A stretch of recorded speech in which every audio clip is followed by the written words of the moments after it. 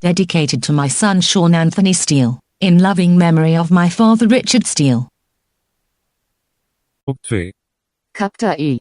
The most proper beginning, however, of the theory proposed by us is that from which we may be able to discover the first cause, one of all beings, for being impelled from this in a becoming manner, and having our conceptions purified respecting it, we shall with greater facility be able to distinguish other things. About these things therefore we must speak from the beginning as follows. It is necessary that all beings, and all the natures of beings should either be many only, there being no one in them, neither in each, nor in all of them, or that they should be one only, there being no multitude, but all things being compelled into one and the same power of existence, or it is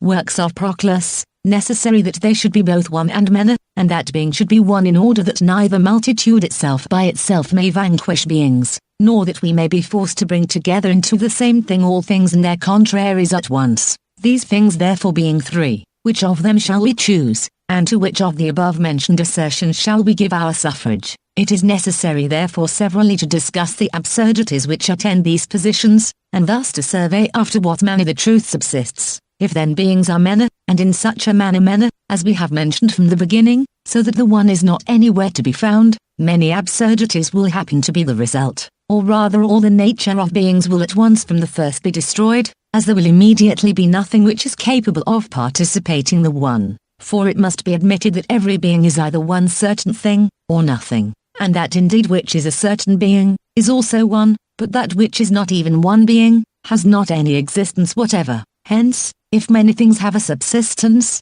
each of the many is something or a certain one, but if each of them is nothing, or not even one thing, neither is it. Works of Proclus, possible for the many to exist, for the many are many so far as each individual of the multitude exists. If, therefore, the many alone have a subsistence, and the one in no respect is, neither will the many exist, for things which are in no respect one have not any existence whatever. But if the one is not, by a much greater priority neither have the many an existence, for it necessarily follows that none of the things from which the many consist will have a subsistence. Farther still, if the many alone have a subsistence, as has been said, all things will be infinitely infinite, and if you receive any one of the infinites whatever, this also will be immediately infinite. And with respect to the things from which this consists and which are infinite, each of these likewise will be infinite. For let something of the many be assumed, which we say is not one, this therefore will be multitude according to its own nature, since it belongs to beings, but it's not nothing. If however it is multitude, this also will consist of many things, and will be many. And if you assume something of these manys, this will immediately appear to you not to be one, but many. There will likewise be immediately the same reasoning in these, and in a similar manner each, because we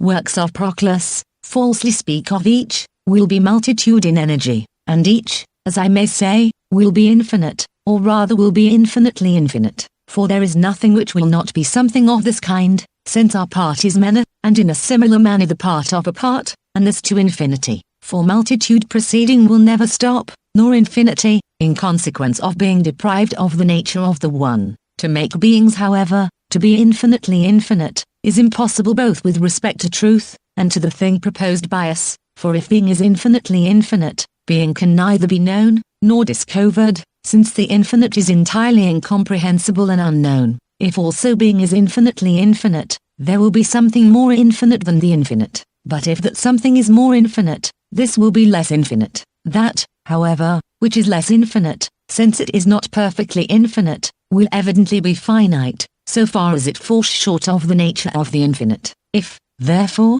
there is something which is itself according to multitude more infinite than that which is infinite in multitude, there will be something more than the infinite, and the infinite will be less, yet not according to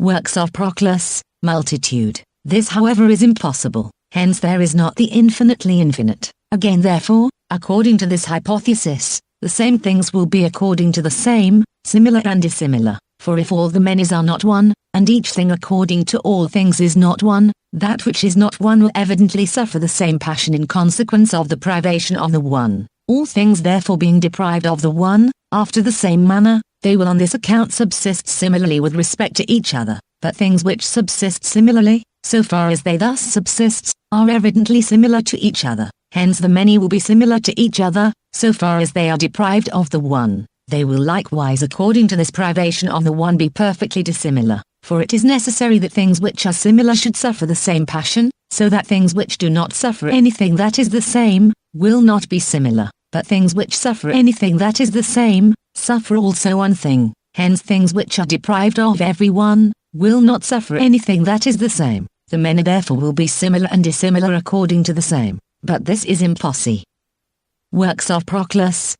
Hence it is impossible for the many to exist which are in no respect one. Moreover, the many will be the same with them different from each other according to the same. For if all things are similarly deprived of the one, so far indeed as all of them are similarly deprived they will be the same according to this privation, since things which subsist after the same manner according to habit are the same, and also things which are after the same manner deprived according to privation. But so far in short, as each of them is deprived of every one, so far the many will be different from each other. For if the one in the many is the same, that which is in no respect one, will in no respect be the same. The many therefore will be the same and not the same with each other. But if they are the same and not the same it is evident that they are different from each other. For that which is the same and not the same, so far as it is not the same, is not the same, by nothing else than the different. Farther still therefore, these many will be movable and immovable, if the one is not. For if each of them is not one, they will be immovable according to the privation of the one. For if that which is not one should be changed, each of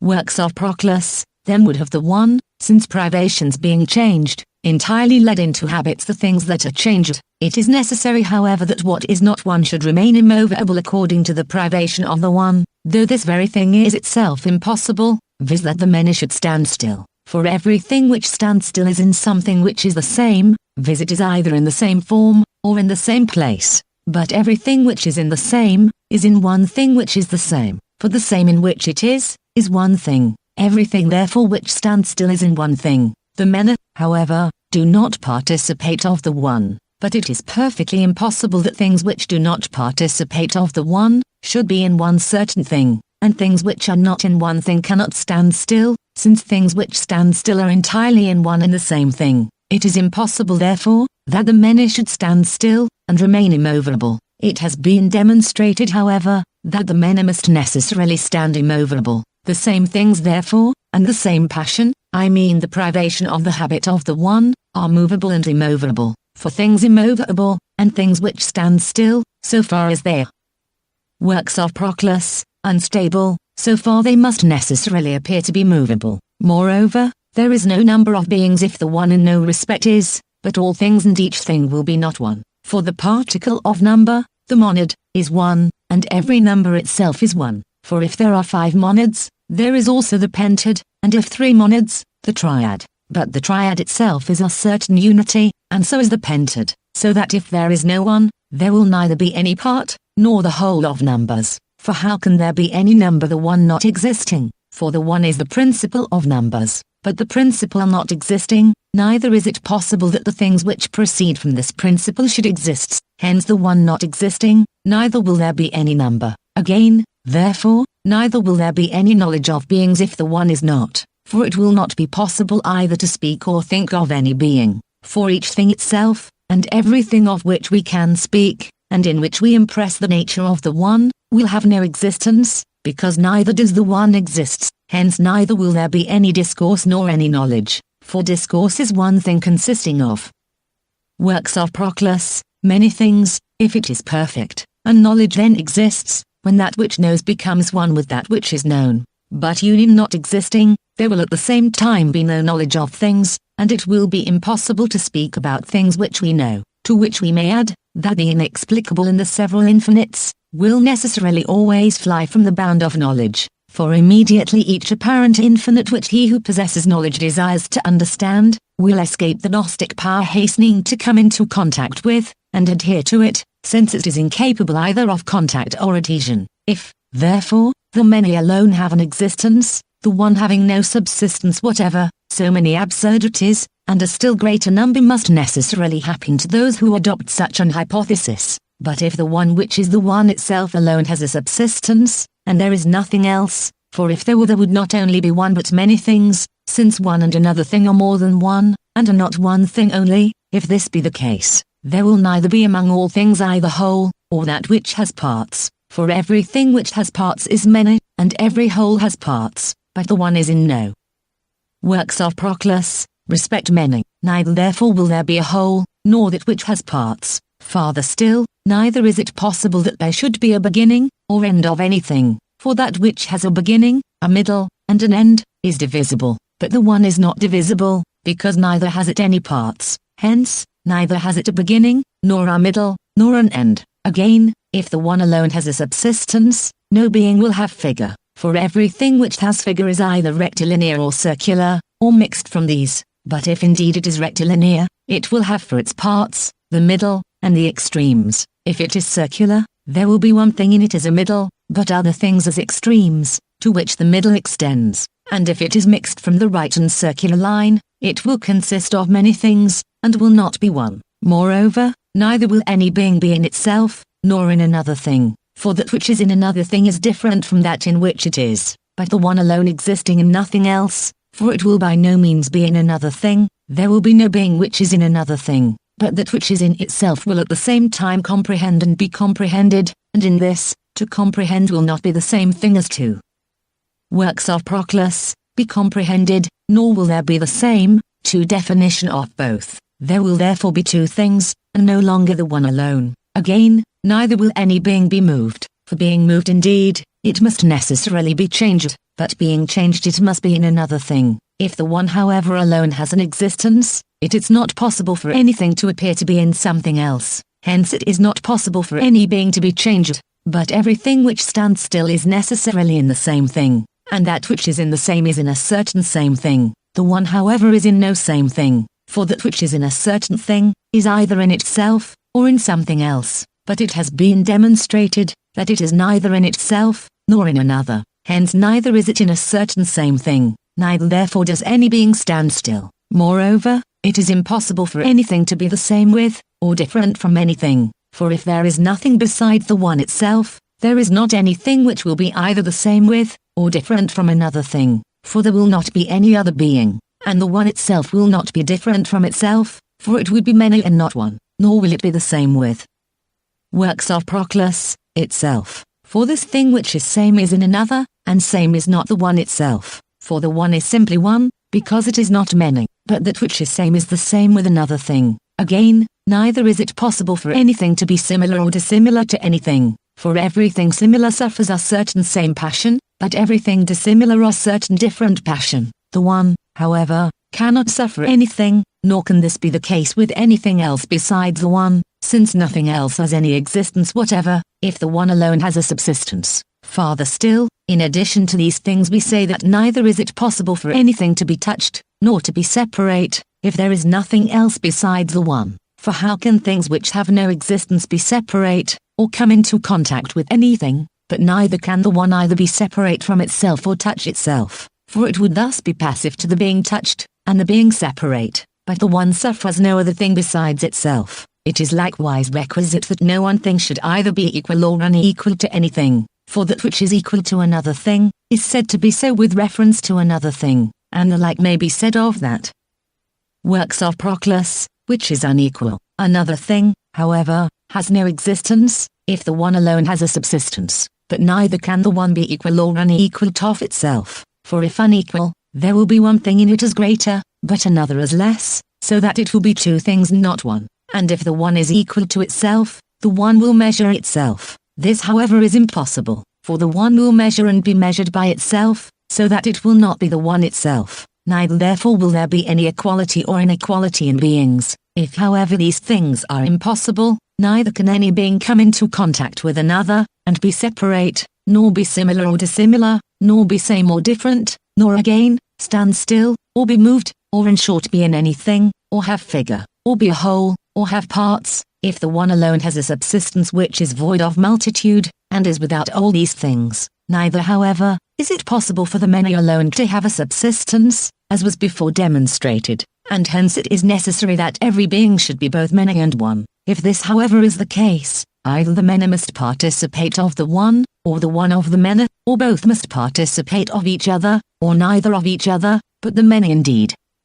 Works of Proclus must be separate, and the one must also be separate, in order that the many and the one may subsist, as reason evinces. If, therefore, neither the one participates of the many, nor the many of the one, the same absurdities will ensue as we brought together in the hypothesis of the many alone having a subsistence. For again there will be the many separate from the one. For if the one subsists by itself, and the many do not in any respect participate of the one, the many will be infinitely infinite, they will be similar and dissimilar, same and different, moved and stable, and there will neither be any number nor any knowledge of the many. For the absence of the one compels all these consequences to be apparent in the many. It is impossible therefore, that neither the many should participate of the one, nor the one of the many. If however, the one participates of the many, and the many of the one, and both these are in each other, it is necessary that there should be another nature besides these, which is neither one nor many. For both these being mingled in each other, it is necessary that there should be a cause of their mixture which conjoins multitude to the one, and the one to multitude. For it is necessary that everything that is mingled. Works of Proclus should have a cause of the mixture. For in short, if the one and multitude participate of each other, neither the one is the cause of essence to multitude, nor multitude to the one, but a certain third thing is the cause of essence to both, and which is prior to these. For what will that be which makes this to be multitude, and that to be one? And what is the cause of this communication and association with each other? The one so far as it is one never having any communication with the many, for the many so far as many, and the one so far as one are different from each other, and so far as neither is from neither, they have no sympathy with each other. What therefore is it which collects these into one, since they fly from and are unmingled with each other? For being thus discordant with each other, they cannot desire each other, or if they did their congress must be fortuitous. For if this should happen to be the case, there was a time when these were separate from each other, since now also they subsist together casually. It is however impossible for the many to subsist separate from the one. The mixture therefore is not casual, but neither is the mixture from the many, if neither one is the cause of the many, nor the many of the one. Works of Proclus. What therefore is this more excellent thing, which is the cause of the mixture? For it is either one, or not one. But if indeed, it is the one itself, we must again inquire concerning this, whether it participates of multitude or of nothing. For if this participates, it is evident that some other thing prior to this, will for the same reason present itself to the view, and this will be the case to infinity. But if a thing of this kind is entirely void of multitude, again that which was asserted at first will not be true, viz. That the many do not participate of the one, nor the one of the many. I mean however that which is the most principal and primarily one. But there is indeed a certain one in the many, and there is also the imparticipable one, and which is simply one, and nothing else. If however that which is prior to both, is not, 3, 1, it is necessary that this not one should be more excellent than the one. All things however are, and are generated what they are, through the one, and together with the one indeed every being is preserved, but separate from the one proceeds to the corruption of itself. The mixture also of the one and multitude, which the non-one affords to beings, is communion and union, the one, 4, therefore, and that which is.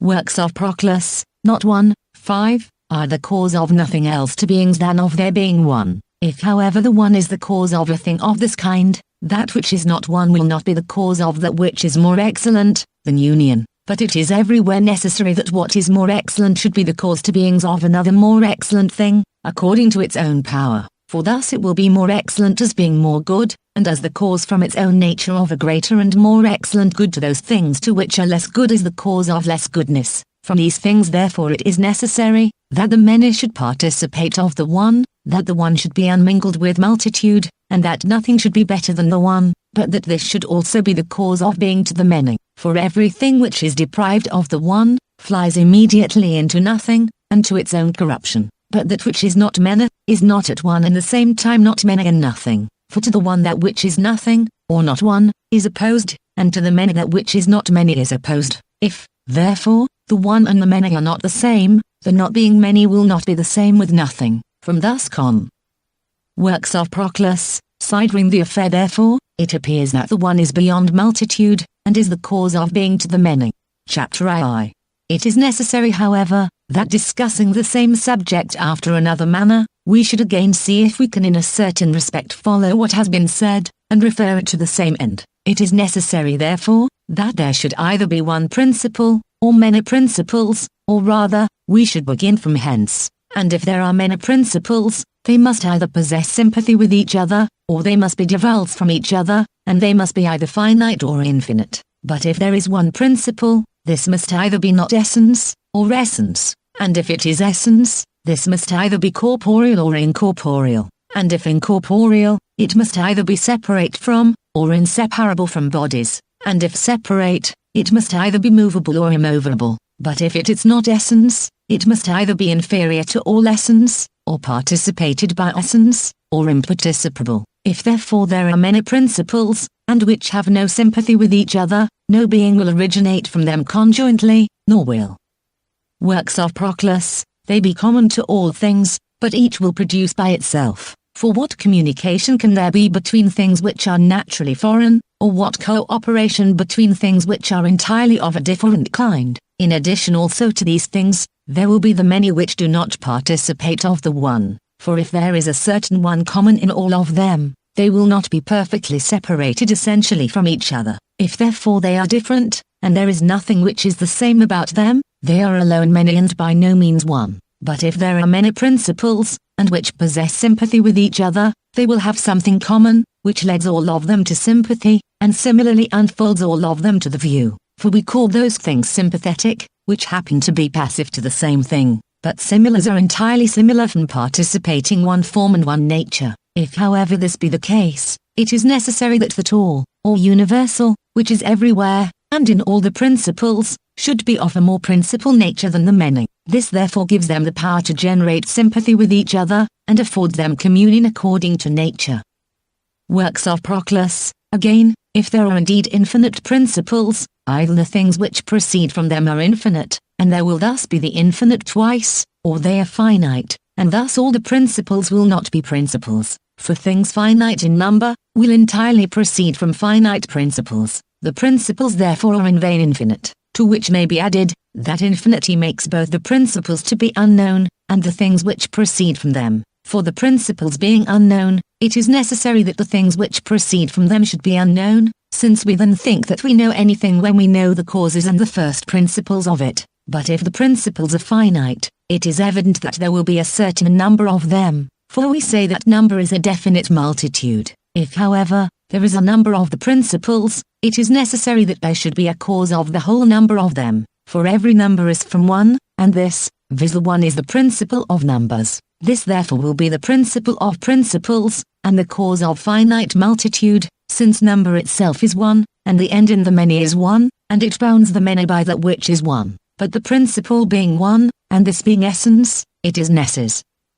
Works of Proclus, sorry if this is admitted to be either corporeal or incorporeal, that it must be acknowledged to be the principle of other things. If therefore, body is the cause of the generation of beings, it is necessary indeed, that it should be divisible and have parts, for every body is in its own nature divisible, since every magnitude is a certain whole and that which is a whole consists of parts. These parts therefore, but I mean each of them must either severally participate a certain one, or not participate it. If therefore they do not participate it, they will be many alone, and by no means one. Hence, neither will that which consists from them be a whole, for there being no one, that which consists of all of them will not be one. But if each of the parts participates of something of this kind, and there is something which is the same in all of them, a thing of this kind must necessarily be incorporeal, and impartible according to its own nature, for if this also is itself corporeal, it is either wholly in each of the parts, or not wholly. If therefore, it is indeed wholly in each, it will itself be separated from itself, for the parts in which it is are separate from each other. But if it is not wholly in each of the parts, this also will be divisible, and will have parts. Works of Proclus, after the same manner as the above-mentioned parts, and there will again be the same inquiry concerning these, viz. Whether in these also there is something common, or nothing, since if there is nothing common, we shall place the many separate from the one. Let us however consider the whole, for every body is a whole, and has parts. What therefore will that be which is connective of the parts, since they are many? For it is necessary to say either that the whole is unific of the parts, or the parts of the whole, or that some third thing prior to both, which is neither a whole, nor has any part, connects and unites the whole with its parts, and the parts with the whole. But if the whole indeed is connective of the parts, the whole will be incorporeal and impartible. For if it is a body, this also will be partible, and will be indigent of a nature which is capable of connecting the parts, and this will be the case to infinity. But if the parts are connective of the whole, how can the many be connective of the one, and things divided, of that which consists from them? For on the contrary, it is necessary that the one should have the power of uniting the many, and not the many of uniting the one. And if that which connects both, is neither a works of Proclus, whole nor has parts, it will be perfectly impartible. But being impartible, it is also necessarily without interval, for everything which has interval has parts, and is divisible. But being without interval it is incorporeal, for every body possesses interval. Farther still, it is necessary that the principle should be perpetual, for every being is perpetual or corruptible. Hence it must be admitted that the principle of beings is perpetual or corruptible. But if we should grant that this may be corrupted, there will be no being incorruptible. For the principle being destroyed, it will neither be itself generated from anything, nor will another thing be generated from it. For it can neither be able to generate itself, since it is not, if it is not perpetual, nor can another thing be able to generate it, if it is the principle of all things. But if it is incorruptible, it will have the power of not being corrupted, and this power will be infinite, in order that it may exist to infinity through the whole of time. For every finite power of existence pertains naturally to that which is corruptible, but an infinite power pertains to perpetual natures, the existence of which continues to infinity. This infinite therefore, I mean the infinite according to power, is works of Proclus, either impartible or partible. But if it is partible indeed, there will be the infinite in a finite body, for the principle is finite, since if it were infinite, there will be nothing else besides itself. But if it is impartible, the power of infinitely existing will be incorporeal, and the principle of beings is incorporeal. 6. So far as it is this power through which the subject of it always is, that it is impossible therefore, the principle of beings can be corporeal is from these things evident. If however it is incorporeal, it must either be separate, or inseparable from bodies, but if inseparable indeed, it will have all its energies in bodies, and subsisting about them, for that is inseparable from body which is not anywhere naturally adapted to energize except in and with bodies. But if the principle is a thing of this kind, it is evidently necessary that none of the things which subsist according to it should be more powerful, or possess greater authority than the principle of all beings. If however, nothing is more excellent in bodies than the power which subsists in and energizes about bodies, and a corporeal essence, there will not anywhere be intellect and the power which energizes according to intellect. For every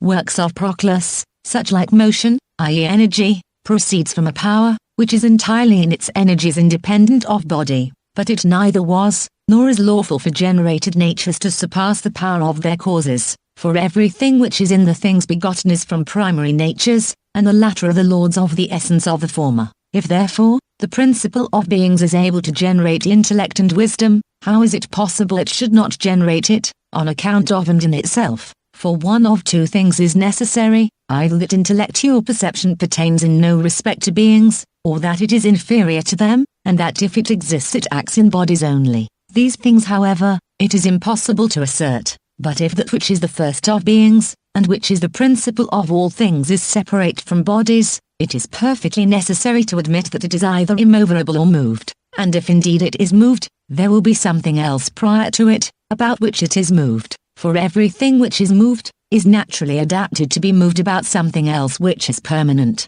and farther still, besides this, it is moved through desire of another thing, for it is necessary indeed that it should be moved in consequence of desiring a certain thing, because motion itself, works of Proclus, by itself is indefinite, but the end of it is that for the sake of which it subsists. It desires however, either something else, or itself. But everything which desires itself is immovable, for why should anything that is present with itself want to be in another thing? For of things which are moved, the motion of that is less to which the good is nearer, but the motion is greater of that to which the good is more remote. But that which possesses good in itself and for the sake of which it subsists, will be immovable and stable, since being always in itself, it is in good. That however which is in itself is in same, for each thing is the same with itself. but of that which is in itself we say indeed that it stands still and is immovable, while that which is not immovable, is not in itself but in another, is moved towards another thing, and is perfectly indigent of good. If therefore the principle of beings is moved, but everything which is moved through the want of good, and towards another thing which is the object of desire to it, there will be something else which is desirable to the principle of beings besides itself, and about which possessing a sameness of subsistence, we must say it is moved. This however is impossible, for the works of Proclus, principle is that for the sake of which all things subsists, which all things desire, and which is indigent of nothing, for if it were in want of something, it would be entirely subordinate to that of which it is in want, and to which its energy is directed as the object of desire. But if the principle is immovable, for this is what remains, it is necessary that it should be one incorporeal essence, possessing an eternal sameness of subsistence. After what manner, however, does it possess the one, and how is it one essence? For if essence and the one are the same, it must be admitted that the principle of beings is essence. But if essence is different from the one, it must be granted that to be the one is not the same thing as to be essence. And if, indeed, essence is better than the one, according to this it must be said to be with the principle. But if the one is better than essence and beyond it, the one is also the principle of essence. And if they are co-ordinate to each other, the many will be prior to the one. 7. This, however, is impossible as we have before demonstrated. It is evident, indeed, that essence is not the same as the one, for it is not one and the same thing to say one, and that essence is one, but the former is not yet a sen. Works of Proclus, tense, and the latter is, to which may be added, that if essence and the one are the same, multitude will be the same as that which has no existence, and which is not essence. This, however, is impossible, for in essence the many are contained, and in that which is not essence is the one. But if essence and the one are not the same, they will not be co-ordinate to each other, for if they were co-ordinate there will be some other thing prior to them, if it is necessary that all things should subsist from one principle. And if one of these is better than the other, either the one is prior to essence, or essence is prior to the one. But if the one indeed is prior to essence, this and not essence is the principle of all things, for it is necessary that nothing should be better than the principle. And if essence is prior to the one will be passive to essence, and not essence to the one. But if the one is passive to essence, it is necessary that the one and essence should be everything, and that all such things as are one should be essence, but not that all such things as are essence should be one. There will, therefore, be a certain essence deprived of the one. If, however, this be the case, it will be nothing. 4. Works of Proclus, that which is deprived of the one is nothing, hence the one is prior to essence. But if that which is first is something which is not essence, it is absurd to assert that it is subordinate to essence, for the principle is that which has the greatest power and the most absolute authority, and is most sufficient to itself, and is not that which is most ignoble, and indigent of the many. And, in short, it is necessary that no secondary nature should be better than the principle, for it is requisite that beings should not be governed badly. But if, indeed, the principle has an order subordinate to the things which proceed from it, and the things proceeding from it are better than it, all things will be badly confounded, nor will the principle according to nature be anything else than something which is not the most excellent of things, nor will things which proceed from the principle possess from it a power of ruling over their principle. The principle of beings, therefore, will indeed be fortuitous, and also the beings which are its progeny. But this is impossible, for things which are fortuitous, if to have a fortuitous subsistence is this, not to exist according to intellect, nor with a view to a definite end, are disorderly, infinite, and indefinite. Works of Proclus, and are all of them things which have a less frequency of subsistence, but the principle is invariably principle, and other things proceed from it. If however, that which is not essence is better than all essence, it will either be participated by it, or it will be entirely imparticipable. If, however, essence participates of the principle, of what will it be the principle, and how will it be the principle of all beings? For it is necessary that the principle of beings should be no one of beings, since if it were any one of them, it is necessarily not the principle of all beings. But everything which is participated by another thing is said to be that by which it is participated, and in which it primarily is. The principle, however, is separate, and belongs in a greater degree to itself than to other things. Besides, everything which is participated proceeds from another more excellent cause, since that which is imparticipable is better than that which is participate. It is not, however, possible to conceive anything better than that which is most excellent, and which we call the principle, for it is not lawful to assert that things secondary to the principle, and which proceed from it, are in any respect better than their principle. The cause therefore of all beings is above all.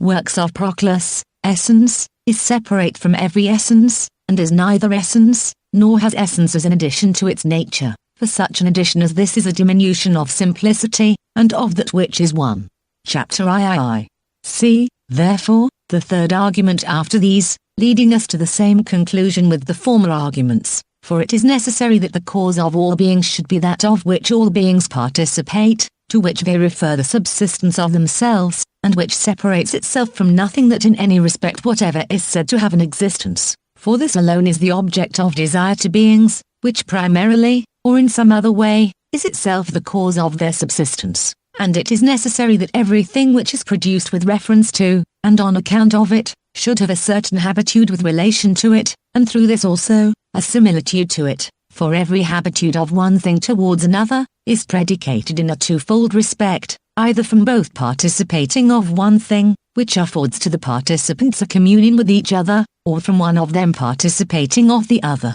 of which, indeed, the works of Proclus, one as being more excellent, imparts something to that which is subordinate to itself, but the other, as being inferior, is assimilated to the more excellent nature, so far as it participates of it. Hence it is necessary, if all sensible natures possess a habitude to that which is first, aspire after, and subsist about it, either that there should be a certain third thing the cause of the habitude, or that the principle should impart to the natures posterior to itself, a tendency to itself, and that desire, through which everything is preserved, and exists. Nothing else, however, is more excellent than that which is first. Hence, the habitude of beings, their existence, and their tendency to the firsts, are derived from thence, and all things participate of the principle of themselves, if it is necessary that this which is participated, should from thence become apparent in all beings, since it is the principle of all things, and as its no being whatever. What, therefore, will this nature be, which is everywhere, and in all beings? Is it life and motion? But there are indeed many things which are deprived of these. Is, therefore, permanency everywhere, and in all things? But neither is this true, for motion, so far as it is motion, will not participate of permanency. Is works of Proclus, much honored intellect, therefore, so far as it is intellect, participated by all beings, but this also is impossible, for all beings would have intellectual perception, and no being would be deprived of intellect. Shall we say, therefore, that being itself and essence are participated by all things that in any respect whatever have a subsistence? But how is this possible? For that which is in generation, or passing into existence, is said to be, and is destitute of essence. Nor must we wonder, if it also, since it ranks among beings, should now participate of essence. For so far as it is in generation, it is not, but it ends in existence and essence when it is now actually generated, and is no longer rising into existence. All things, therefore, that have in any respect whatever a subsistence, do not participate of essence. What then will that be which is everywhere and by all things participated? Let us consider every being, and see what that is to which all beings are passive, and what it is which is common in all of them, as in essence, sameness, difference, permanency, and motion. Can we say, therefore, that each of these is anything else than one thing, and not only separately, but this is also the case with the things which subsist from works of Proclus, them, and in short, it is not possible in a certain respect to speak otherwise of all things, than this, that all things, and each thing is one. For if anything should be deprived of the one, though you should speak of parts, or of beings, immediately, that which becomes destitute of the one, will be altogether nothing. Or with what intention do we say that a thing which is not is perfectly nothing, or not even one thing, unless the one is the last thing which deserts beings? This it is, therefore, to become that which in no respect is, and to be perfectly deprived of the one. For it is possible for that which is not moved to be, and for that which has no being to have an hypoxis, but that which is not even one thing, and which is destitute of the one itself, will be entirely nothing. Hence the one is present with all beings, and though you should speak of multitude itself, it is necessary that this also should participate of the one, for if it does not become one thing, it is not possible for it to subsist, and if even you divide the whole to infinity, immediately nothing else than one occurs, for either that which is divided does not subsist, or becoming to be, or subsisting something else, it will be immediately one. 8. The one, therefore, which is everywhere apparent, works of Proclus, and is in all beings, and which deserts no being whatever, is either derived from the one which is simply one, or from that which is more excellent than the one, for it is not possible for the one to be otherwise passive, i.e. to be consubsistent with something else, than from the first one, to which the one is no longer present, but which is the one itself, or nothing else than one. Again, therefore, from another principle we may arrive at the same conclusion, by speaking as follows: it is necessary either that the causes of beings and things caused should proceed to infinity, and that there should be nothing first or last in beings, or that there should be no firsts, but that there should be the last of things, infinity existing in one part only, or on the contrary, it is necessary that beings should proceed to infinity from a definite principle, or that there should be a certain first and lasts, and a boundary of beings each way, and if there are boundaries of beings, things either proceed from each other, and the generation of beings is in a circle, or if they are not from each other, either one of them is from another, or the first indeed is one, but the last not one, or the contrary, or both are one, or each is not one. If, therefore, first things, and the causes of beings,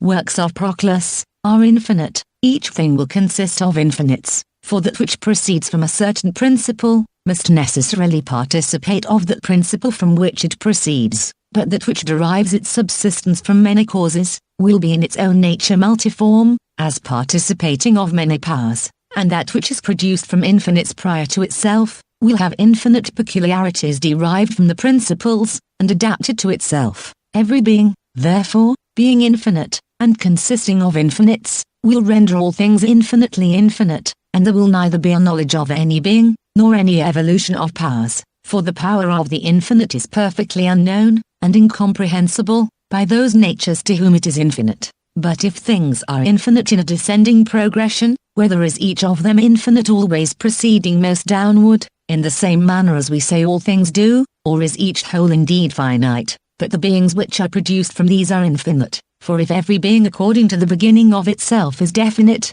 but according to its end is infinite, there will neither be in parts nor in wholes, a conversion of beings to their proper principle, nor will that which is second in order ever have a subsist. Works of Proclus, tend so as to be assimilated to the extremity of a pre-existent order, though as we frequently say, the summits of inferiors are conjoined with the boundaries of superiors, for where there is no lasts, by what contrivance can such a similitude of progression as this, and such a mutual coherence of beings be left, according to which secondary things are always conjoined to the natures prior to them? But if all things alone have an infinity of this kind, each being bounded by that which is posterior to itself, wholes will be subordinate to parts, and the parts of beings will be naturally more perfect than wholes, for wholes, indeed, will be without conversion to the principle prior to themselves, but parts will be converted to it after their progression. By how much the more, however, every being hastens to conjunction with that which is more perfect than itself, by so much the more must it necessarily excel, as it appears to me. And if this whole proceeding to infinity is not convolved to the summit of itself, and circularly converted and perfected according to such a conversion, it will not desire its proper good. If, however, we admit that there is an infinity both ways, these things must necessarily happen. Works of Proclus, in addition to these things, also, there will be no common object of desire to all beings, nor any union nor sympathy of them, for things which are perfectly infinite have not that which is first in them, but not having a first, we shall not be able to say what is the common end of beings, and why some things are more excellent, but others are allotted as subordinate nature, for we call one thing better and another less excellent, from proximity to that which is best, just as we define the more and the less hot from communion with that which is hot in the first degree, and in short, we form a judgment of the more and the less from a reference to that which is a maximum. It is necessary, therefore, that the boundary in being should be that which is first and that which is last. But if, indeed, these are from each other, the same thing will be older and younger, cause and at the same time the thing caused, and each thing will be first and last, for it makes no difference, whether these are from each other, or the things which subsist between these, for the extremes being indifferent, how is it possible that a mutation according to essence should intervene? But if the one is from the other, whether is the first derived from the last, as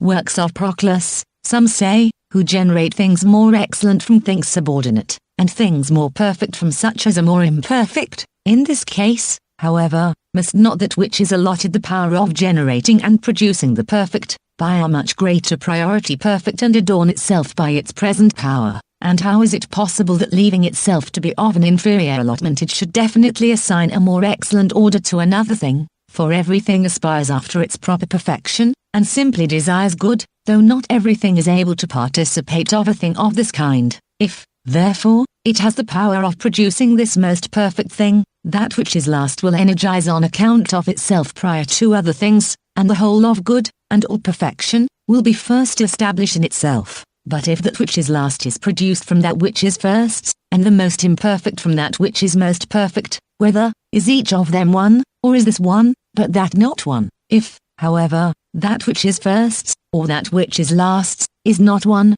neither of them will be first or last, for, as there will be multitude in each of them will have the better and the worse, and neither will that which is best be unmingled. Works of Proclus, with that which is inferior to it, nor that which is the most obscure of all things according to being, have so great a subjection entirely deprived of a more perfect nature, but there will be something more extreme than that which is last, and something more perfect than that which is first, for everywhere, that which is best if it receives another addition through that which is inferior will be more perfect than that which does not abide in the best, through not receiving this very addition. If, therefore, we rightly assert these things, the one is the principle of all things, and the last of beings is one, for it is necessary, I think, that the end of the progression of beings should be assimilated to the principle, and that as far as to this, the power of the first should proceed. Summarily, therefore, recapitulating what we have said, it is necessary either that the first principle should be one, or that there should be alone many, 9, first principles, or one containing multitude in itself, or many participating of one. But if there are many first principles only, there will not be one thing from them, for what will make one and a whole, if there are many principles, and there is nothing which produces one, for it is certainly necessary that things. Works of Proclus, posterior to the principles should be assimilated to them, either, therefore, there will not be the one in any being, or it will not be from these principles, so that each of the things which in any respect whatever have a subsistence will be divided multitude alone. And again each of the parts of any being will be a thing of this kind, and we shall in no way whatever stop, dividing into minute parts essence and existence, for all things will be many, and the one will be nowhere in the universality of things, nor will either wholes or parts be apparent. But if it is necessary, indeed, that there should be many principles, and that they should participate of the one will be coordinated in the many. Again, however, it is necessary, that the uncoordinated should everywhere be more ancient than the coordinated, and the exempt than the participated. For how is the one in each of the many except from one principle which co-arranges the multitude, and converts it to itself according to the communion of the one? Again, if the first one were multiplied, the one will be passive, for at the same time it will be one and not one, and will not be that which is one, only, it is necessary, however, in each genus of things, that there should be that which works of Proclus, is unmingled with an inferior nature, in order that there may be that which is mingled, in the same manner as we say respecting forms. For from the equal itself, things which are equal in these sublunary realms, appear indeed as equal, though they are filled with a contrary nature, and from that which is primarily being, that which is mingled with non-being is derived, and which presents itself to the view as being. And in short everywhere the simple unmingled subsistence of each thing precedes those things which through remission are mingled with the privations of themselves. The one therefore is by itself exempt from all multitude, and that which is one, and at the same time not one, is not the first one, but is suspended, 10, from that which is primarily one, through the principle, indeed, participating of the one, but through the diminution arising from multitude, now manifestly exhibiting in itself the cause of separation. Chapter IV. That the one therefore is the principle of all things, and the first cause, and that all other things are posterior to the one, is I think evident from what has been said. I am astonished. Works of Proclus, however, at all the other interpreters of Plato, who admit the existence of the intellectual kingdom, but do not venerate the ineffable transcendency of the One, and its hyparxis which surpasses the whole of things. I particularly, however, wonder that this should have been the case with Origen, who was a partaker of the same erudition with Plotinus, for Origen ends in intellect and the first being, but omits the one which is beyond every intellect and every being, and if indeed he omits it, as something which is better than all knowledge, language and intellectual perception, we must say that he is neither discordant with Plato, nor with the nature of things, but if he omits it because the one is perfectly unhyparctic, and without any subsistence, and because intellect is the best of things, and that which is primarily being is the same as that which is primarily one, we cannot assent to him in asserting these things, nor will Plato admit him, and connumerate him with his familiars, for I think that a dogma of this kind is remote from the philosophy of Plato, and is full of peripatetic innovation. If you are willing, however, we will adduce some arguments against this dogma, and against all others who are the patrons of this opinion, and we will. Works of Proclus strenuously contend for the doctrine of Plato, and show that according to him the first cause is beyond intellect, and is exempt from all beings, as Plotinus and Porphyry, and all those who have received the philosophy of these men, conceive him to assert. We shall begin, therefore, from the Republic, for here Socrates clearly shows that the good is established above being, and the whole intellectual order, following the analogy of the first goodness to the sun. For if, as the sovereign sun is to generation, to everything visible, and to all visive natures according to the power generative of light, so it is necessary the good should be with reference to intellect and intelligibles, according to a cause productive of truth. If this be the case, we must say that the sun is exempt at one and the same time from visive and visible natures, and must admit that the good transcends the natures which are always intellective, and also those which are eternally intelligible. It is better, however, to hear the Platonic words themselves. You may say that the sun not only imparts the power of being seen to visible natures, but also that he is the cause of their generation, increase, and nutriment, not being himself generation, certainly. Works of Proclus, we may say, therefore, that things which are known, have not only this from the good that they are known, but likewise that their being and essence are thence derived, whilst the good itself is not essence, but beyond essence, transcending it both in dignity and in power. Through all these things, therefore, it is evident how the good and the first principle are defined by Plato to be expanded above not only the intellectual, but also the intelligible extent, and essence itself, according to union, in the same manner as it is inferred the sun surpasses all visible natures, and perfects and generates all things by his light. How, therefore, following Plato, can we admit that intellect is the best of things, and the cause of all things? How can we assert that being itself, 11, and essence are the same with the principle which is the leader of all the divine progressions? For essence and intellect are said to subsist primarily from the good, to have their hyparxis about the good, to be filled with the light of truth proceeding from thence, and to obtain the participation which is adapted to them from the union of this light, which is more divine than intellect itself and essence, as being primarily suspended from the good, and affording in beings a similitude to. Works of Proclus, that which is first, for the light which is emitted from the sun causes everything visible to be solar form, and the participation of the light of truth renders that which is intelligible boniform and divine. Intellect, therefore, is a god through a light which is more ancient than intellectual light and intellect itself, and that which is intelligible and at the same time intellectual participates of a divine hyparxis through a plenitude of this light being appropriately imparted to it. 12. And in short, every divine nature is that which it is said to be, on account of this light, and is through it united to the cause of all beings. By no means, therefore, is the first good to be considered as the same with intellect, nor must it be admitted that the intelligible is more ancient than all the hyparxis of the whole of things, since it is even subordinate to the light proceeding from the good, and being perfected by this light, is conjoined according to its own order with the good itself. For we must not say that the intelligible is united to the first after the same manner as the light of truth, but the latter through continuity with the good is established in it without a medium, while the former, through this light, participates of a vicinity to the good, since in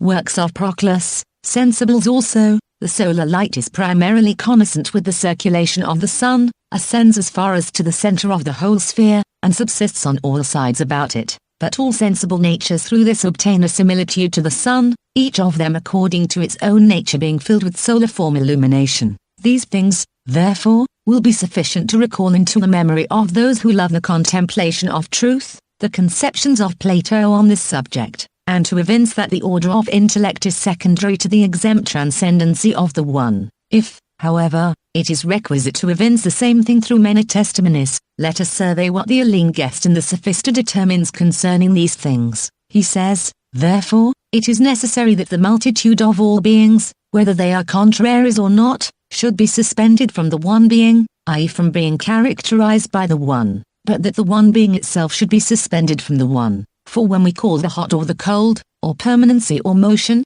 being, we do not denominate each of these as the same with being itself. For if permanency were being itself, motion would not be being, or, if motion were works of Proclus, such like being, permanency would not participate of the appellation of being. But it is evident that being accedes to permanency, to motion, and to every multitude of beings from one thing which is primarily being. This very thing, therefore, which is the cause of essence to all things, and which is participated by all other things, is a participant of this one, and on this account, as it is being alone, so also it is primarily being. 13. It is, however, being itself indeed, and is not allotted to be, from participation, but it is one according to participation, and on this account it is passive to the one, but it is being. 14. Primarily. If, therefore, Plato gives to the one a subsistence beyond being, in the same manner as that which is first in wholes is supposed by him to transcend beings, how is it possible that being should not be posterior to the one, since it participates of it, and on this account is denominated one? Moreover, Socrates in the Philebus clearly demonstrates the same thing to those who are able to know wholes from parts,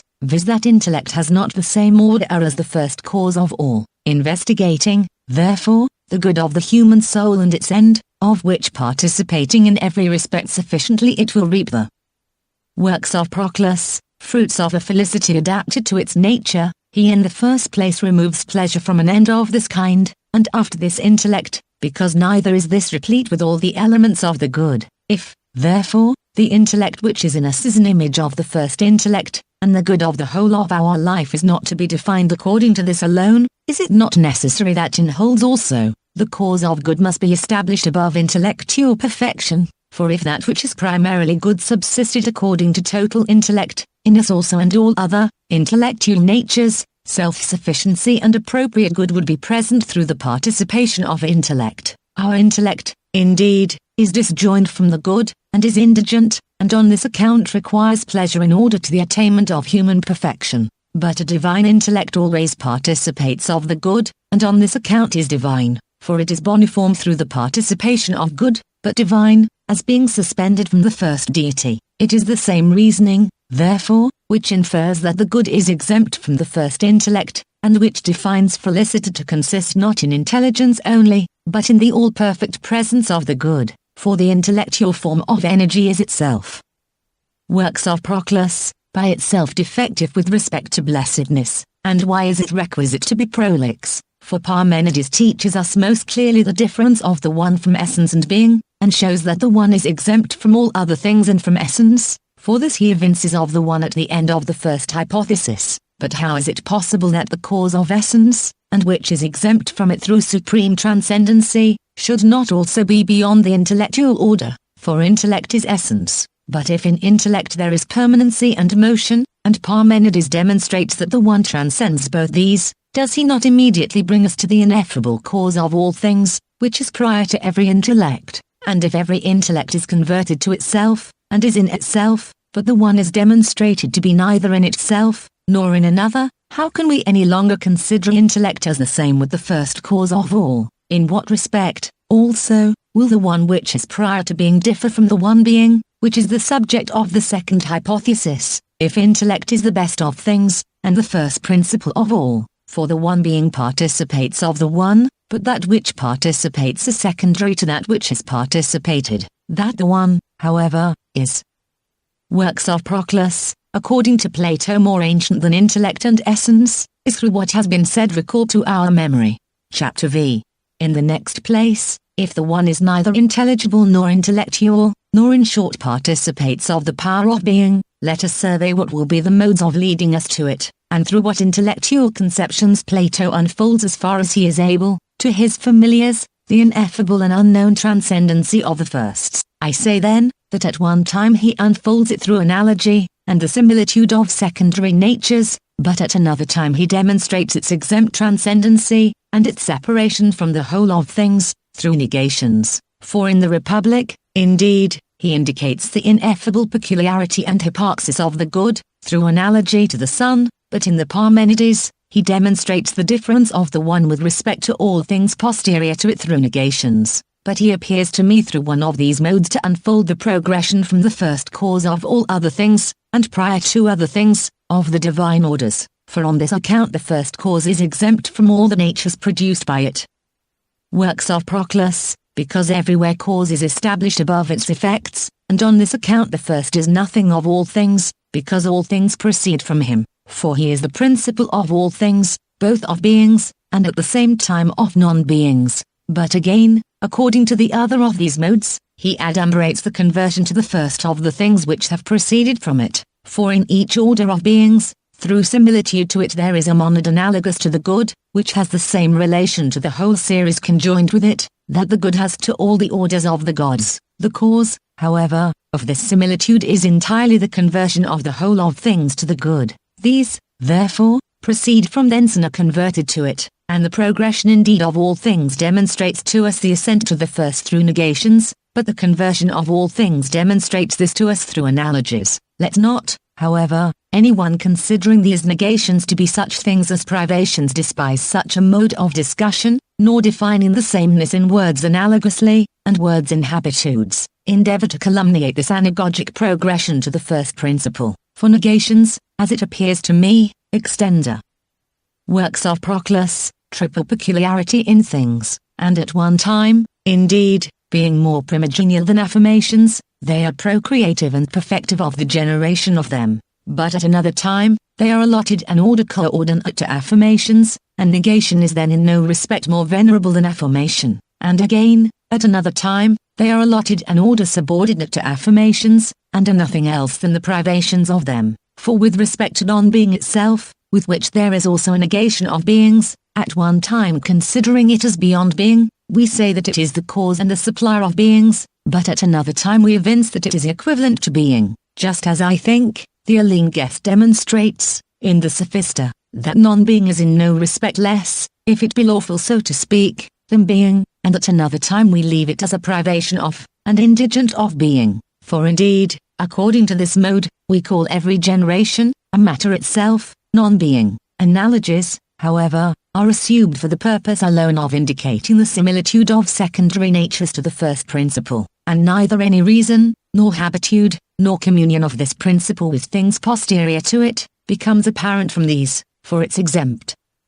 Works of Proclus, nature is not of such a kind as is beheld in the second and third orders of beings, but the good transcends the whole of things in a much greater degree than intellect surpasses the natures posterior to itself, whether it be the demiurgic intellect, or the intellect of the whole world, or some other intellect from among the number of those that are called divine. Every intellect, however, and every god, is allotted a transcendency with respect to subordinate natures, and those things of which it is the cause, inferior to that which the first principle has to every being. For this principle similarly transcends all things, and not some in a greater, but others in a less degree, since thus we should introduce a greater and less habitude of it to secondary natures. It is necessary, however, to preserve it without habitude to all things, and similarly exempt from the whole of things, but of other natures, some are indeed nearer, and others are more remote from it, for each thing proceeds from it, since it produces all things according to one cause, and different things are indeed converted to it in a different manner, this principle in the meantime, receiving no habitude or communion with things posterior to itself.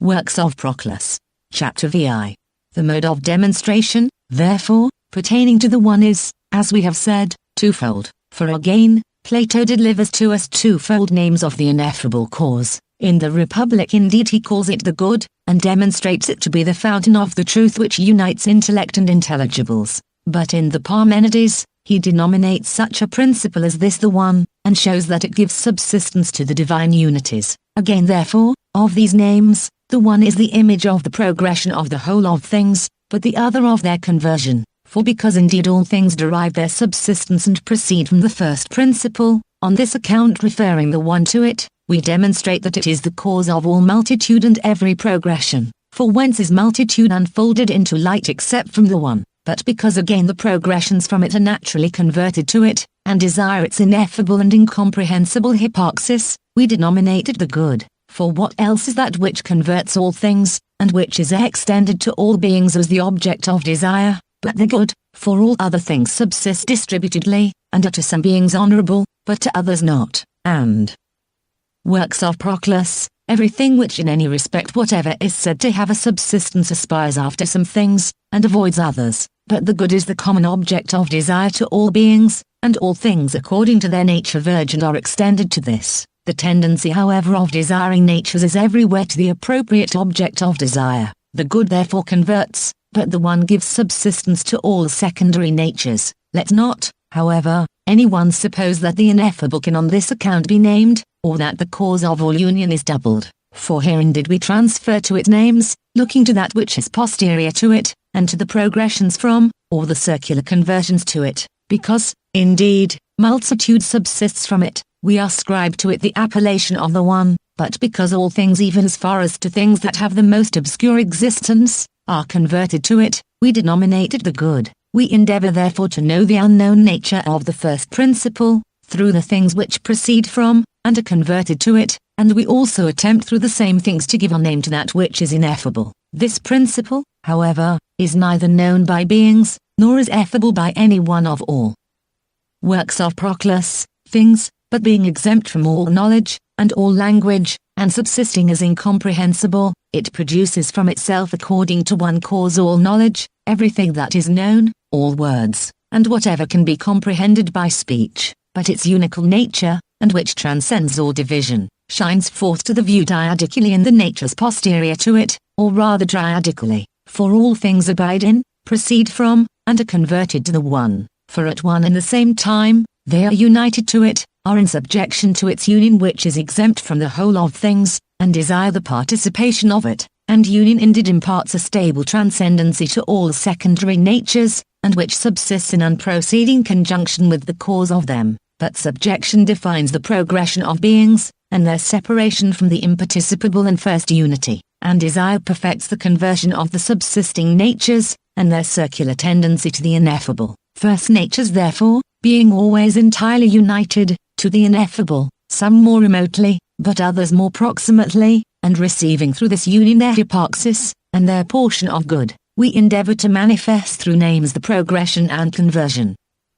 Works of Proclus, of the whole of things, but with respect to their stable comprehension, if it be lawful so to speak, in the first, and their union with the ineffable, this as being incomprehensible, and not to be apprehended by knowledge. Those who are wise in divine concerns were unable to indicate it by words, but as the ineffable is primarily concealed in inaccessible places, and is exempt from all beings, thus also the union of all things with it is occult, ineffable, and unknown to all beings, for every being is united to it, neither by intellectual injection, or projection, nor the energy of essence, since things which are destitute of knowledge are united to the firsts, and things deprived of all energy participate according to their order of a conjunction with it. That which is unknown therefore in beings according to their union with the firsts, we neither endeavor to know, nor to manifest by names, but being more able to look to their progression and conversion, we ascribe indeed to the first two names, which we derive as resemblances from secondary natures. We also define two modes of assent to the firsts, conjoining that mode which is through analogy with the appellation of the good,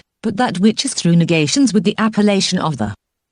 works of Proclus, 1, which Plato also indicating, in the Republic indeed calls the first the good, and at the same time makes a regression to it through analogy, but in the Parmenides establishing it as the one itself, he unfolds the transcendency of it which is exempt from beings, through negative conclusions. According to both these modes therefore, the first principle transcends both Gnostic powers, and the parts of speech, but all other things afford us the cause of knowledge and of appellation. and the first principle indeed unically gives subsistence to all the unions and hypoxes of secondary natures, but the things posterior to this cause participate of it in a divided manner. These also, as we have before observed, become multiplied by abiding, proceeding and returning, but the one is at once perfectly exempt from all the prolific progressions, convertive powers, and uniform hypostases in beings. What the modes therefore are of the doctrine about the firsts, and through what names Plato endeavors to indicate it, and whence the names and the modes of this indication which is unknown to all things are derived, is, I think, through what has been said sufficiently manifests. Chapter VI.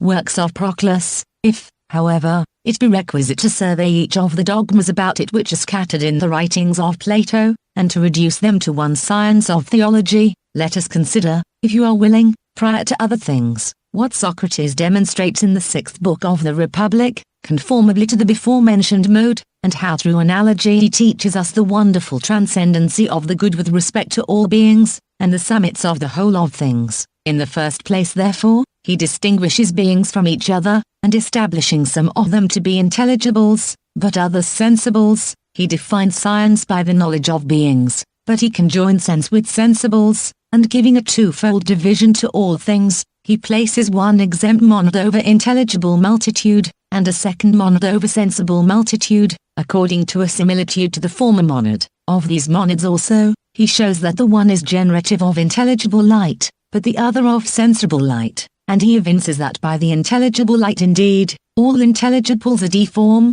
and boniform, according to participation from the first God, but that by the sensible light, according to the perfection derived from the Son, all sensible natures are works of Proclus, soliform, and similar to their one monad. In addition also to what has been said, he suspends the second monad from that which reigns in the intelligible, and thus he extends all things, both the first and the last of beings, I mean intelligibles and sensibles, to the good. Such a mode of reduction to the first as this, appears to me to be most excellent, and especially adapted to theology, viz. To congregate all the gods in the world into one union, and suspend them from their proximate monad, but to refer the supermundane gods to the intellectual kingdom, to suspend the intellectual gods from intelligible union, and to refer the intelligible gods themselves, and all beings through these, to that which is first. For as the monad of mundane natures is supermundane, as the monad of supermundane natures is intellectual, and of intellectual natures intelligible, thus also it is necessary that first intelligibles should be suspended from the monad which is above intelligibles and perfected by it, and being filled with deity, should illuminate secondary natures with intelligible light.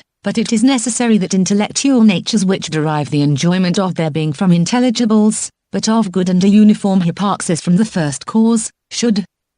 works of Proclus, connect supermundane natures by intellectual light, and that the genera of the gods prior to the world, through receiving a pure intellect from the intellectual gods, but intelligible light from the intelligible gods, and a unical light from the Father of the whole of things, should send into this apparent world the illumination of the light which they possess. On this account, the sun being the summit of mundane natures, and proceeding from the ethereal profundities, imparts to visible natures supernatural perfection, and causes these as much as possible to be similar to the supercelestial worlds. These things therefore we shall afterwards more abundantly discuss. The present discourse, however, suspends all things after the above-mentioned manner from the good, and the first unity. For if indeed the sun connects everything sensible, but the good produces and perfects everything intelligible, and of these, the second monad, i.e. the sun, is denominated the offspring of the good, and on this account causes that which is sensible to be splendid, and adorns and fills it with good, because it imitates the primogenial cause of itself. If this be the case, all things will thus participate of the good, and will be extended to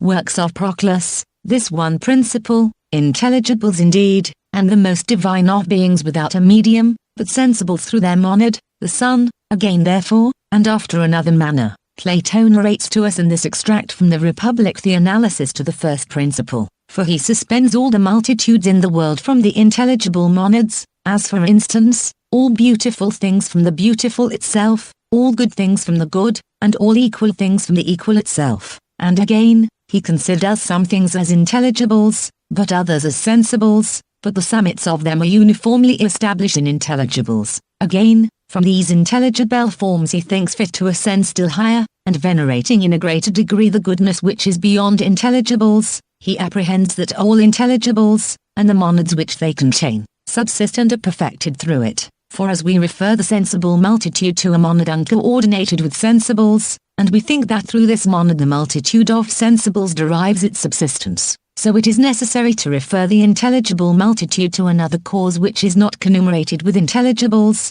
and from which they, works of Proclus, are allotted their essence and their divine hypoxis. Let not, however, anyone fancy that Plato admits there is the same order of the good in intelligible forms, as there is prior to intelligibles, but the good indeed, which is coordinated with the beautiful, must be considered as essential, and as one of the forms which are in intelligibles. For the first good, which by conjoining the article with the noun we are accustomed to call the good, is admitted to be something super-essential, and more excellent than all beings both in dignity and power, since Socrates also, when discussing the beautiful and the good, calls the one the beautiful itself and the other the good itself, and thus says he we must denominate all the things which we then very properly considered as many. Again, particularly considering each thing as being one, we denominate each thing that which it is, and thus Socrates leading us from sensible things that are beautiful and good, and in short from things that are participated, subsist in other things, and are multiplied, to the super-essential unities of intelligibles and the first essences. From these again, he transfers us to the exempt cause of everything beautiful and good, for in forms,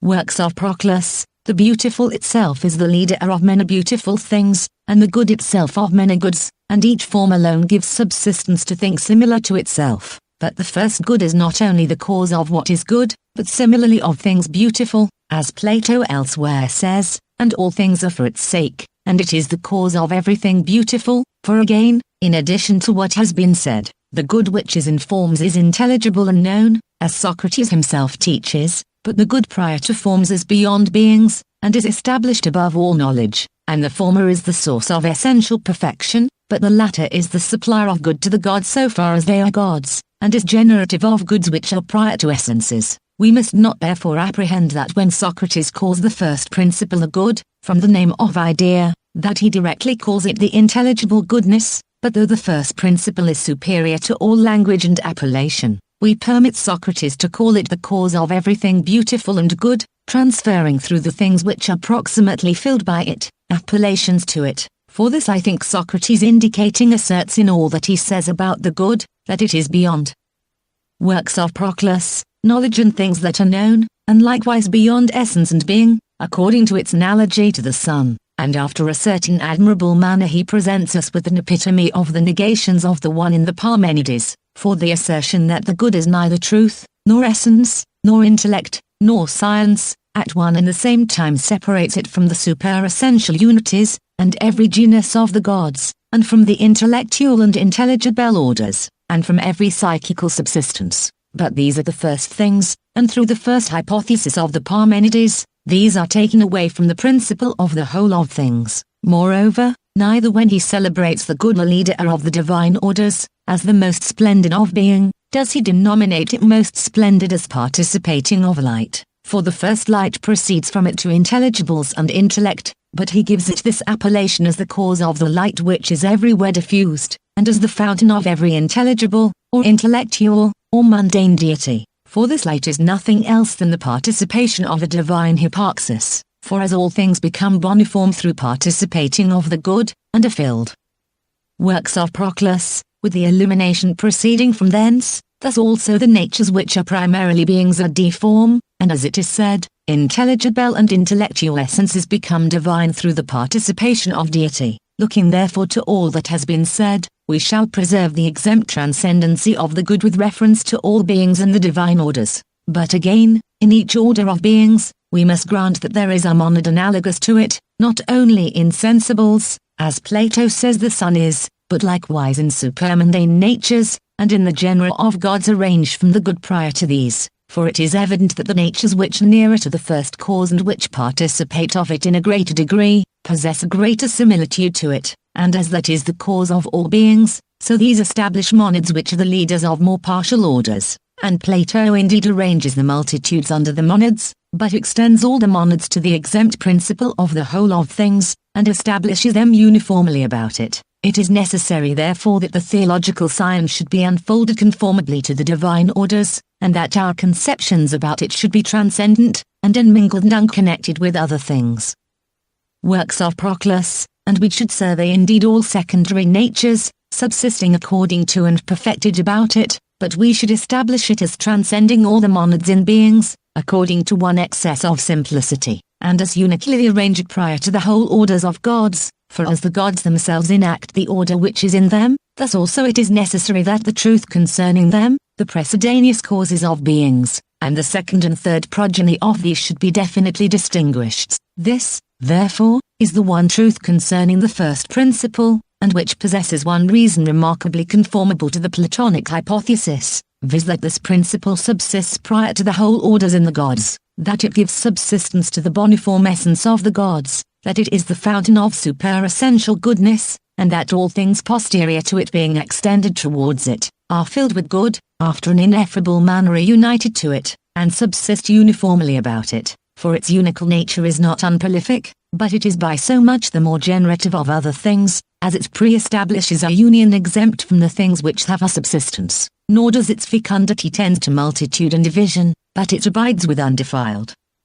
Works of Proclus, purity concealed in inaccessible places, for in the natures also which are posterior to it, we everywhere see that what is perfect desires to generate, and that what is full hastens to impart to other things its plenitude. In a much greater degree therefore it is necessary that the nature which contains in one all perfections, and which is not a certain good, but good itself, and superfull, if it be lawful so to speak, should be generative of the whole of things, and give subsistence to them, producing all things by being exempt from all things, and by being imparticipable, similarly generating the first and the last of beings. You must not, however, suppose that this generation and progression is immediate in consequence of the good either being moved, or multiplied, or possessing a generative power, or energizing, since all these are secondary to the singleness of the firsts, for whether the good is moved, it will not be the good, since the good itself, and which is nothing else, if it were moved would depart from goodness.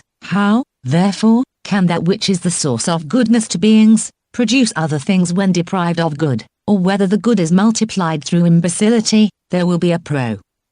Works of Proclus, progression of the whole of things through a diminution, but not through an abundance of goodness, for that which in generating departs from its proper transcendency, hastens to adorn inferior natures, not through prolific perfection, but through a diminution and want of its own power. But if the good produces all things by employing power, there will be a diminution of goodness about it, for it will be two things and not one, viz. It will be good and power, and if indeed it is in want of power, that which is primarily good will be indigent. But if to be the good itself is sufficient to the perfection of the things produced, and to the plenitude of all things, why do we assume power as an addition? For additions in the gods are oblations of transcendent unions. Let the good therefore alone be prior to power, and prior to energy, for all energy is the progeny of power. Neither, therefore, does the good energizing give subsistence to all things through energy, nor being in want of power does it fill all things with powers, nor being multiplied do all things participate of good,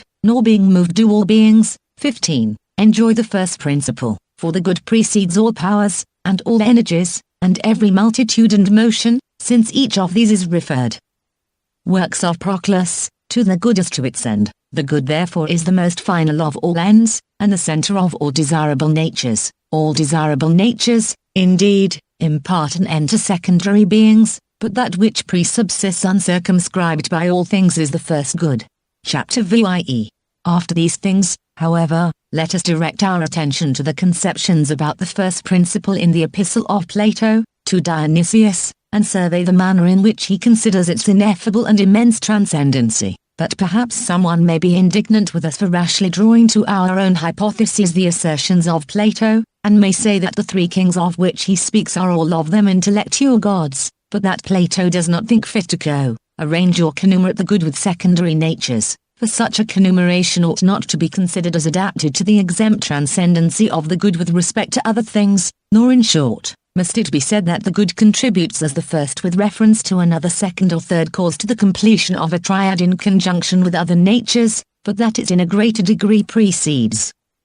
Works of Proclus, every triad and every number, than the intelligible precede the intellectual gods. How, therefore, can we connumerate with other kings the good which is at once exempt from all the divine numbers, and co-arrange one as the first king, another as the second, and another as the third? Someone may also adduce many other things, indicating the transcendency of the first principle with respect to everything divine. Such a one, however, in thus interpreting the words of Plato will remarkably accord with us who assert the good to be imparticipable, to transcend all the intelligible and intellectual genera, and to be established above all the divine monads. That Plato, indeed, admits the first God to be the king of all things, and says that all things are for his sake, and that he is the cause of all beautiful things, does not, I think, require much proof to those who consider his words by themselves apart from their own conjectures, by introducing which they violently endeavor to accord with Plato, but that we do not assert these things conumerating the first God with secondary natures, Plato himself manifests, neither calling the first king the first,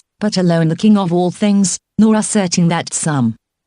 works of Proclus, things are about him, as he says that second things are about that which is second, and third things about that which is third, but, 16, he says, in short, that all things are about him, and to the other kings, indeed, he introduces number and a divided kingdom, but to the king of all things he neither attributes a part of number, nor a distribution of dominion opposite to that of the others. Such a mode of words, therefore, neither conumerates the king of all things with the other kings, nor co-arranges him as the leader of a triad with the second and third power. For of a triadic division the first monad, indeed, is the leader of first orders, and which are coordinate with itself, but the second of second, and the third of third orders. If, however, someone should apprehend that the first monad is the leader of all things, so as to comprehend at once both second and third allotments, yet the cause which subsists according to comprehension is different from that which similarly pervades to all things, and to the king of all things, indeed, all things are subject according to one reason and one order,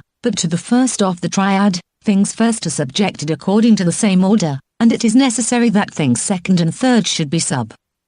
works of Proclus, servient according to their communion with the remaining kings, does not, therefore, what is here said by Plato remarkably celebrate the exempt nature of the first cause, and his uncoordination with the other kingdoms of the gods, since he says that this cause similarly reigns over all things, that all things subsist about him, and that for his sake essence and energy are inherent in all things. If also Socrates in the Republic clearly, 17, teaches that the sun reigns over the world analogous to the good, let no one dare to accuse this analogy as conumerating the good with the king of mundane natures, for unless, 18, together with the similitude of secondary causes to the first principles, we think fit to preserve that exempt dominion of the first cause, it will be impossible for us to evince that the mundane kings have their allotment analogous to the first cause, who subsists prior to the whole of things according to one transcendency. But what occasion is there to be prolix? For Plato indeed calls the first God king, but he does not think fit to give the others the same appellation, not only in the beginning of what he says about the firsts, but shortly after, he adds, about the king himself and the natures.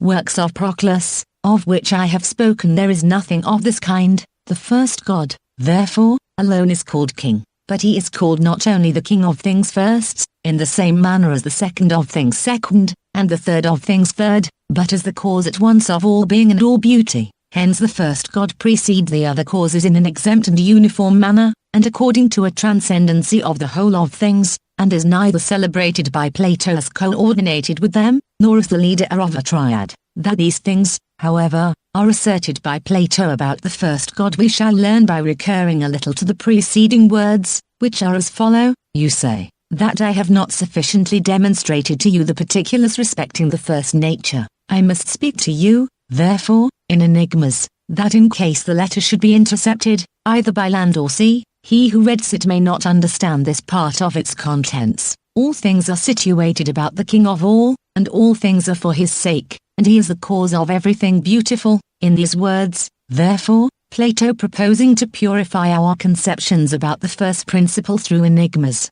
celebrates the King of all things, and refers to him the cause of the whole of things. Works of Proclus, beautiful and good, who, therefore, is the King of all things, except the unical God who is exempt from all things, who produces all things from himself, and is the leader of all orders according to one cause, who is he that converts all ends to himself, and establishes them about himself. For if you call him, for whose sake all things subsists, the end of all ends, and the primogenial cause, you will not deviate from the truth concerning him, who is he that is the cause of all beautiful things, shining upon them with divine light, and who encloses that which is deformed and without measure, and the most obscure of all things in the extremity of the universe. If you are willing also from the words of Plato that follow the preceding, we will show that to be the recipient neither of language nor of knowledge is adapted to the first principle. For the words, this your inquiry concerning the cause of all beautiful things is as of a nature endued with a certain quality, are to be referred to this principle, for it is not possible to apprehend it intellectually, because it is unknown, nor to unfold it, because it is uncircumscribed, but whatever you may say of it, you will speak as of a certain thing, and you will. Works of Proclus, speak indeed about it, but you will not speak it, for speaking of the things of which it is the cause, we are unable to say, or to apprehend through intelligence what it is. Here therefore, the addition of quality, and the busy energy of the soul, remove it from the goodness which is exempt from all things, by the redundancy of its conceptions about it. This likewise draws the soul down to kindred, connate, and multiform intelligibles, and prevents her from receiving that which is characterized by unity, and is occult in the participation of the good. And it is not only proper that the human soul should be purified from things coordinate with itself in the union and communion with that which is first, and that for this purpose it should leave all the multitude of itself behind, and exciting its own hypoxis, approach with closed eyes, as it is said, to the King of all things, and participate of his light, as much as this is lawful for it to accomplish, but intellect also, which is prior to us, and all divine natures, by their highest unions, superessential torches, and first hypoxes are united to that which is first, and always participate of its exuberant fullness, and this not so far as they are that which they are, but so far as they are exempt from things allied. Works of Proclus, to themselves, and converge to the one principle of all, for the cause of all disseminated in all things impressions of his own all-perfect transcendency, and through these establishes all things about himself, and being exempt from the whole of things, is ineffably present to all things. Everything therefore, entering into the ineffable of its own nature, finds there the symbol of the Father of all. All things too naturally venerate him, and are united to him, through an appropriate mystic impression, divesting themselves of their own nature, and hastening to become his impression alone, and to participate him alone, through the desire of his unknown nature, and of the fountain of good. Hence, when they have run upwards as far as to this cause, they become tranquil, and are liberated from the parturitions in the desire which all things naturally possess of goodness unknown, ineffable, imparticipable, and transcendency full. But that what is here said is concerning the first God, and that Plato in these conceptions leaves him uncoordinated with and exempt from the other causes,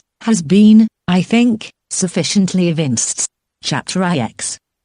Works of Proclus. Let us in the next place consider each of the dogmas, and adapt them to our conceptions concerning cause, that from these we may comprehend by a reasoning process, the scope of the whole of Plato's theology. Let then one truth concerning the first principle be especially that which celebrates his ineffable, simple, and all-transcending nature, which establishes all things about him, but does not assert that he generates or produces anything, or that he presubsists as the end of things posterior to himself. For such a form of words neither adds anything to the unknown, who is exempt from all things, nor multiplies him who is established above all union, nor refers the habitude and communion of things secondary to him who is perfectly imparticipable, nor in short, does it announce that it teaches anything about him, or concerning his nature, but about the second and third natures which subsist after him. Such then being this indication of the first God, and such the manner in which it venerates the ineffable, the second to this is that which converts all the desires of things to him, and celebrates him as the object of desire to and common end of all things, according to one cause which precedes all other causes. For the works of Proclus, last of things subsists only for the sake of something else, but the first is that only for the sake of which all other things subsists, and all the intermediate natures participate of these two peculiarities. Hence they genuinely adhere to the natures which surpass them, as objects of desire, but impart the perfection of desires to subordinate beings. The third speculation of the principle of things is far inferior to the preceding, considering him as giving subsistence to all beautiful things. For to celebrate him as the supplier of good, and as end preceding the two orders of things, is not very remote from the narration which says, that all causes are posterior to him, and derive their subsistence from him, as well those which are paternal, and the sources of good, as those that are the supplies of prolific powers. But to ascribe to him a producing and generative cause, is still more remote from the all-perfect union of the firsts, for as it cannot be known or discussed by language, by secondary natures, it must not be said that it is the cause, or that it is generative of beings, but we should celebrate in silence this ineffable nature, and this perfectly causeless cause which is prior to all causes. If, however, as we endeavor to works of Proclus, ascribe to him the good and the one, we in like manner attribute to him cause, and that which is final or paternal, we must pardon the parturition of the soul about this ineffable principle, aspiring to perceive him with the eye of intellect, and to speak about him, but, at the same time, the exempt transcendency of the one which is immense, must be considered as surpassing an indication of this kind. From these things therefore, we may receive the sacred conceptions of Plato, and an order, 19, adapted to things themselves, and we may say that the first part of this sentence sufficiently indicates the simplicity, 20, transcendency, and in short the uncoordination with all things of the King of all, for the assertion that all things subsist about him, unfolds the hypoxis of things second, but leaves that which is beyond all things without any connection with things posterior to it. But the second part celebrates the cause of all the gods, 21, as prearranged in the order of end, for that which is the highest of all causes, is immediately conjoined with that which is prior to cause, but of this kind is the final cause, and that for the sake of which all things subsists. This part therefore is posterior to the other, and works of Proclus, is woven together with the order of things, and the progression of the Platonic doctrine. Again, the third part asserts him to be productive of all beautiful things, and thus adds to him a species of cause, 22, inferior to the final, whence also Plotinus, I think, does not hesitate to call the first god the fountain of the beautiful. It is necessary therefore to attribute that which is best to the best of all things, that he may be the cause of all, and in reality prior to cause. But this is the good. This too, which is an admirable circumstance, may be seen in the words of Plato, that the first of these three divine dogmas, neither presumes to say anything about the good, and this ineffable nature, nor does it permit us to refer any species of cause to it, but the second dogma leaves indeed the good ineffable, as it is fit it should, but from the habitude of things posterior to it, enables us to collect the final cause, for it does not refuse to call it that for the sake of which all things subsists, but when it asserts that all things are for the sake of the good, it excites in us the conception of the communion and coordination of that which is the object of desire with the desiring natures, and the third dogma evinces that the good is the cause of all beautiful things. But works of Proclus, this is to say something concerning it, and to add to the simplicity of the first cause, and not to abide in the conceptions of the end, but to conjoin with it the producing principle of things second. And it appears to me that Plato here indicates the natures which are proximately unfolded into light after the firsts, for it is not possible to say anything concerning it except at one time being impelled to this from all things, and at another from the best of things, for it is the cause of hypoxis to all things, and unfolds its own separate union through the peculiarities of these. We ascribe to it therefore the one and the good from the donation which pervades to all things from it, for of those things of which all participate, we say there is no other cause than that which is established prior to all these, but the about which, Το περιό. the on account of which, Το δι, ο, 23. and the from which, Το αφού. particularly subsist in the intelligible gods, and from these they are ascribed to the first god, for whence can we suppose the unical gods derive their peculiarities, except from that which is prior to them? To this summit of intelligibles therefore the term about is adapted, because all the divine orders occultly proceed about this summit.